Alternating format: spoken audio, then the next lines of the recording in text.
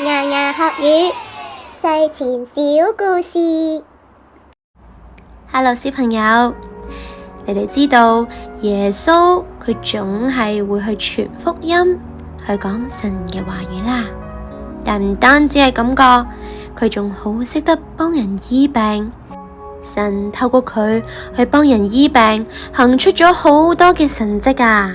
而今日我哋不如都一齊去聽下耶穌去幫人醫病嘅神蹟啦。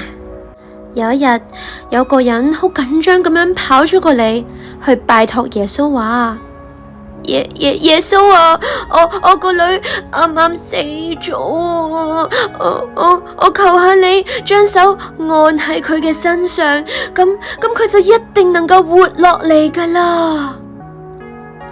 耶穌於是就跟住嗰個人，而耶穌嘅門徒亦都跟住去啦。不過喺耶穌去緊嘅路上，又有一個女人，佢患咗12年嘅血漏病啊！嗰個女人心諗啊，只要我摸到耶穌，咁我就一定能夠好返噶啦。於是佢就跑到去耶穌嘅背後，摸一摸佢嘅衣服。呢個時候，耶穌擰轉咗過嚟，見到呢個女人，就同佢講話啦：放心啦，你嘅信心救咗你啊！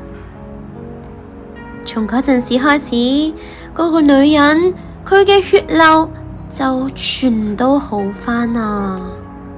於是耶穌就繼續跟住管會堂嘅男人去佢嘅屋企去醫治佢嘅女兒啦。當耶穌到咗佢屋企之後，見到好多人周圍喺度亂咁叫，哇哇哇！耶穌就同佢哋講話啦：出去啦！呢個女孩佢冇死啊，佢只係瞓着咗咋。其他人聽到就喺度嘲笑耶穌，哼，你會能夠將佢醫好咩？當所有人被趕出咗去之後，耶穌就入到呢個女孩嘅房間，拉住女孩嘅手為佢禱告。喺呢個時候，呢個女孩佢起咗身啊！在場嘅所有人都非常之驚訝同埋讚嘆啊！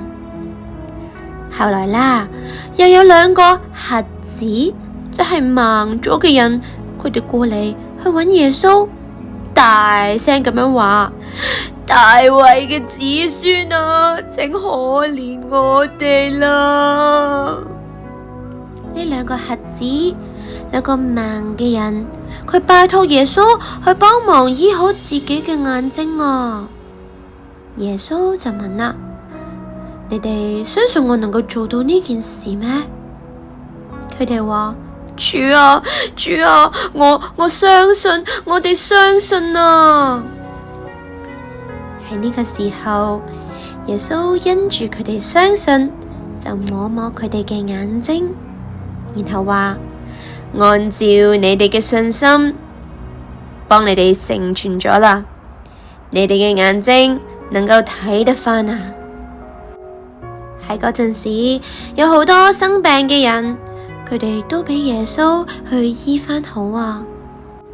本身係一位啞巴，啞嘅講唔到說話，但最後佢講得返嘢。瘸子即係腳跛咗嘅人，但係可以行得返路。瞎子盲咗嘅人又能夠睇得見。所有人都覺得好驚訝，佢哋就歸榮耀俾神啊！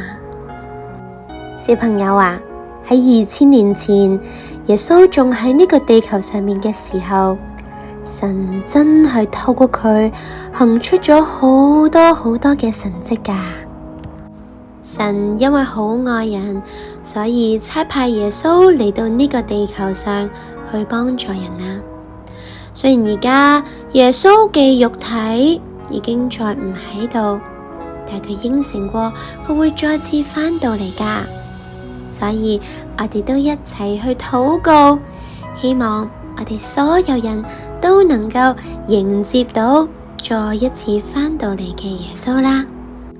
今日嘅聖經電台時間就嚟到呢度啦，我哋下次再見啦，拜拜。